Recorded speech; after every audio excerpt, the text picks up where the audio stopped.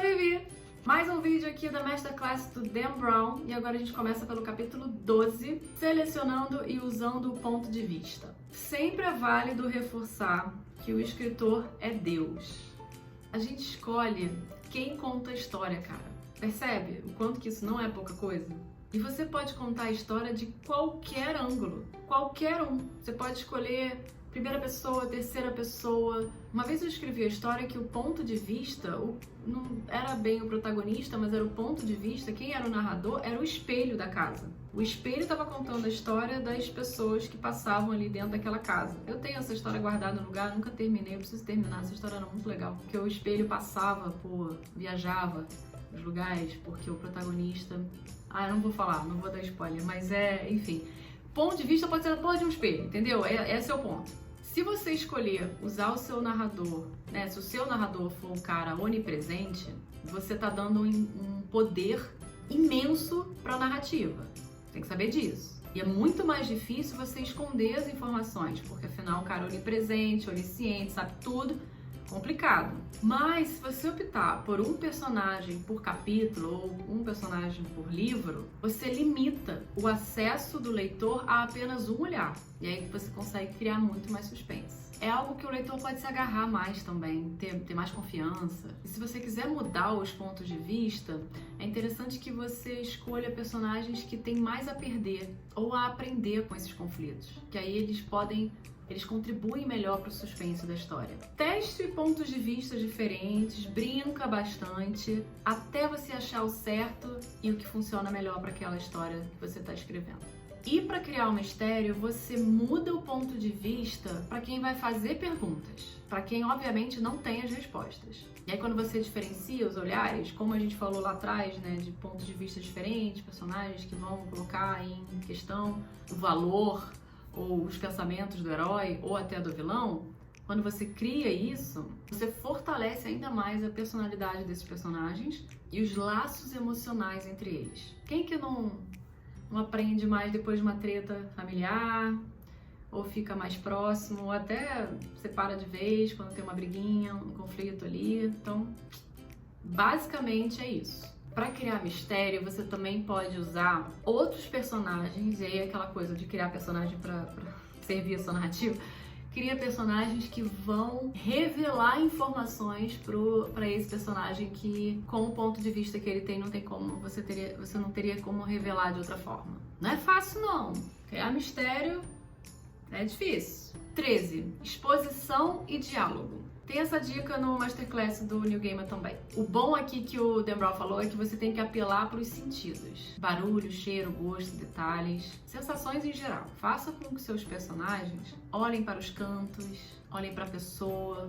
Assim você consegue entregar uma experiência completa para o seu leitor. E é importante que você defina desde o início para quem que você está contando essa história. Então, o uso da linguagem vai ser muito importante, porque não adianta também você... Tem um público, você sabe que o público é X, Y, Z, e aí você cria uma linguagem que não tem nada a ver com esse público. Aí o leitor que vai ficar confuso ao ler e tal, não é legal. Você perde ele. E aí você tem que tomar algumas decisões, né? Qual tempo verbal você vai usar no livro inteiro, ou para contar cada parte, se tem flashback, se não tem. Como descrever as informações na hora de ensinar, para não ficar aquela coisa chata, às vezes é muito didática, que não tem a ver com a linguagem, o ritmo que você criou para a história de suspense. Como que você vai usar o diálogo apropriado para o personagem em questão. Pensar se esse cara tem sofisticação ou não, se ele é mais, elegante, mais pomposo, ou se ele é mais desleixado, largadão, fala de qualquer jeito, bota gíria na frase ou não. E diálogo, e aí o Mac também já falava isso, diálogo sempre tem que ter algum tipo de conflito. Uma informação nova, algo que vá contra o que o outro pensa. Isso tudo é para colocar ritmo na história. Óbvio que você colocando os personagens em movimento também vai ajudar, também vai contribuir para isso, mas são elementos, são maneiras de você ficar construindo esse ritmo. 14. Editando e escrevendo. Ok, terminamos a história, terminamos o primeiro rascunho e agora a gente vai a gente vai ler pela primeira vez esse primeiro rascunho. A gente precisa ser honesto com a gente mesmo e saber o que está funcionando e o que não está funcionando. A gente tem um compromisso com a ideia, tudo bem, a gente está comprometido, né? A gente começou a escrever, demorou anos escrevendo um livro, está bem comprometido, mas a gente não pode ser preguiçoso. Quanto mais a gente escreve, melhor. Mais prática, mais aprendizado, seja numa história só, sejam várias histórias.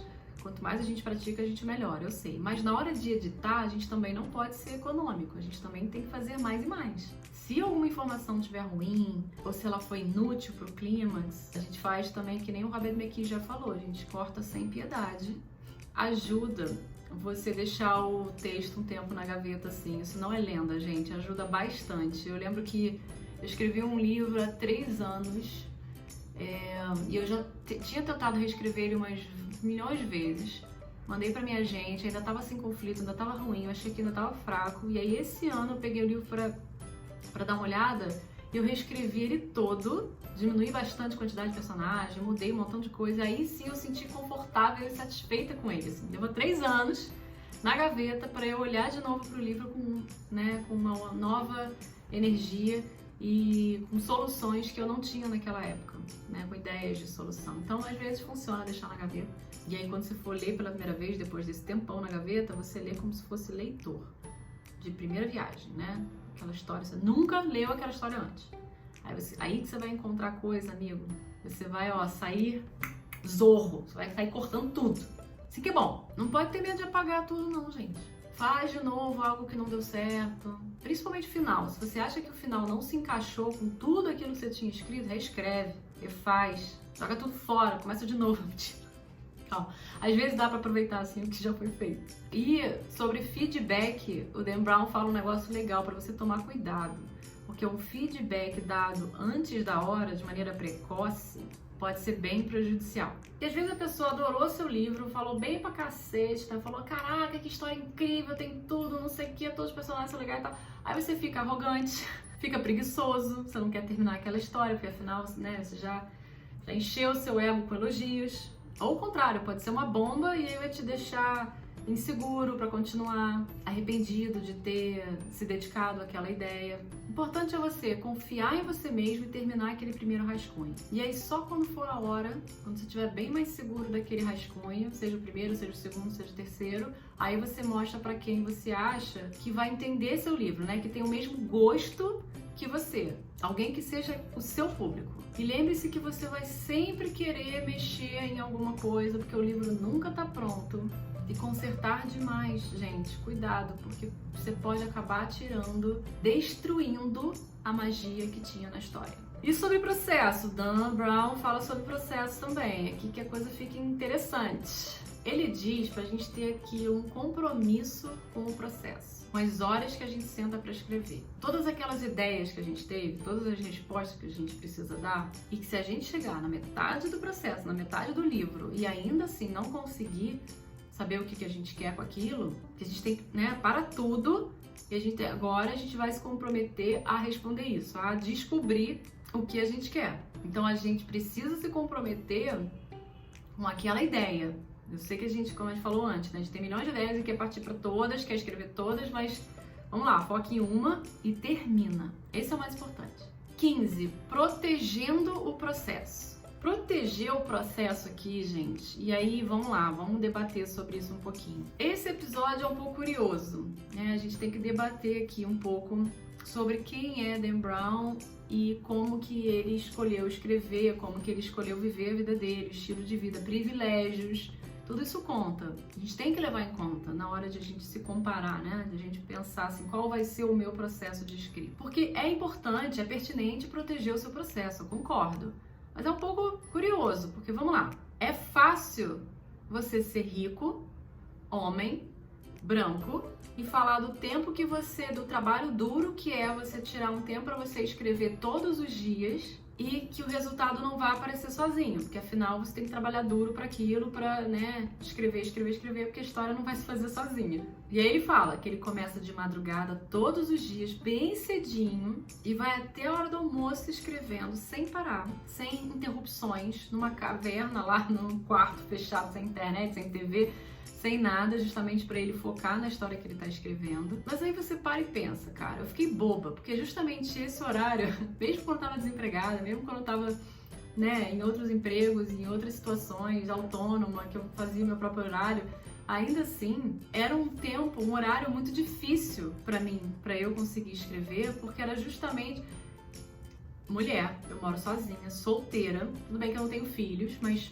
em todas as preocupações, eu que faço faxina, eu lavo louça, eu que corto meus legumes, eu que corto minhas frutas, eu que tenho que fazer compras para me encher minha geladeira, senão se não tem comida eu não como. Eu que tenho que fazer, enfim, arrumar a casa, cuidar dessa gata demoníaca que fica correndo e quebrando tudo ao mesmo tempo, toda hora. Amigo, não tô dizendo que lavar roupa, lavar louça, cortar legume e fruta é um impedimento para eu escrever, não é isso. Mas é porque tem certos horários que ele fala assim, ah não, todo dia tem que escrever, tem que escolher o seu melhor horário de pico de criatividade. E às vezes não é, amigo, às vezes não é o meu melhor horário de pico de criatividade para escrever. Eu vou escrever à noite, depois do trabalho, quando dá, final de semana, quando eu quero descansar, mas não tenho que descansar, porque é o único momento que eu tenho para escrever as minhas histórias. Não é assim fácil. Se o Dan Brown tivesse que cortar os próprios legumes, se tivesse que cuidar da própria casa, faxinar, lavar a cuequinha dele e não sei o que, ele não ia sugerir esse mesmo processo pra todo mundo.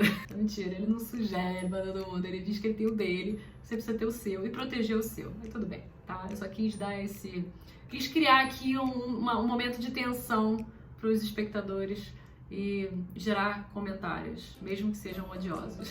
Então, resumindo, beleza, se você tem uma condição de vida excelente, se você é privilegiado, se tranca num lugar sem internet, sem TV e escreve. Se você tem alguém pra cozinhar pra você, né, que vai levar comida na sua boquinha, aí beleza. Tem alguém que pode te sustentar. Acho que eu fiquei meio pistola demais, gente. Chega, vamos voltar. Outra coisa que é importante aqui na defesa do processo é que você tem que ser gentil com você mesmo. Você tem que saber quando você não tá num dia bom, quando você tá num dia mais criativo. Porque não é todo dia que você vai conseguir escrever 5 páginas inteiras. Se você não é o Stephen King, relaxa se você não conseguir escrever nenhuma página naquele dia. O importante é que você seja rígido e severo ao processo. Então, por exemplo, se o seu processo todo dia é escrever de 10 da noite à meia-noite, 2 horinhas para escrita, independente de quantidade de página. Você senta todo dia às 10 e escreve. Aí você abre o Word, tá lá digitando, e aí você consegue 3 palavras em 20 minutos. Beleza, mas você não para e olha o celular e liga a TV. Você continua olhando pro computador até sair mais palavras durante aquelas 2 horas. Terminou as 2 horas, você desliga o seu reloginho lá de, sei lá, se é que você botou um relógio para contar aquele tempo. Aí você vai ver TV, vai ler, Importante é proteger o processo. Você vai escrever muitas cenas ruins, amigo, antes de escrever a cena boa. Vai por mim. E segundo Dan Brown, não existe bloqueio criativo. Bloqueio vem de ser muito duro consigo mesmo. E nossa, como eu concordo com isso, gente. Seja ousado nesse momento e desafie-se a errar. A fazer merda. Sério, bora errar, manos. De verdade, assim. O Neil Gaiman já falou no vídeo dele, né? Tipo, tira o coelho da cartola se precisar. Naquela cena que você tá precisando de uma saída, você não faz ideia de como terminar. Em vez de você parar aí pra andar no shopping ou ligar pra alguém, escreve qualquer merda.